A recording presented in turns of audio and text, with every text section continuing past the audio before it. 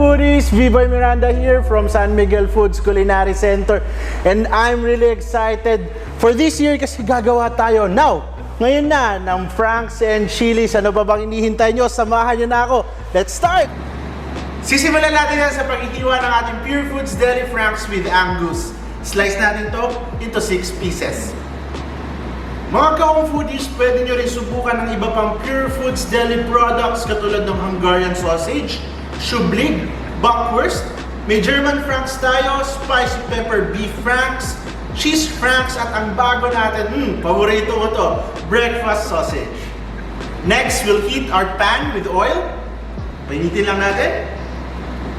Alright, let's add our Franks and cook it around 2 to 3 minutes.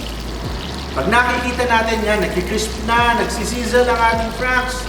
Oh, sarap. Okay na yan pagkatapos yan. Let's remove it now from the pan and set it aside. In the same pan kung saan natin niluto ang ating Franks, iinit naman natin ang ating onions. Sweat lang natin to hanggang mag-translucent. Pwede na natin i-add ngayon ang ating garlic. Haluin lang natin. Huwag natin i-overcook mga ka-foodies, baka masunog ito. Let's add now our Monterey ground beef. Haluin lang natin ito hanggang mag-iba na ang color. Yan. Pag medyo nag-gray na siya, haluin lang natin. Pag wala ng mga pula, pwede na yan. I-add naman natin ang ating mga spices. Lalagyan natin ng cumin, cayenne, chili powder, oregano, paprika. Season din natin to ng salt, sugar, and pepper to taste. Huwag natin kalimutan ang paglagay ng laurel. Haluin lang natin to mga ka-foodie. Yan. I-add naman natin ngayon ang ating tomato paste. Ang maganda sa paglagay ng tomato paste mga ka-foodie, hayaan nyo ito maluto. Pag nagkulay na ang ating karne at ayos na talaga, ilagay naman natin ang ating tubig.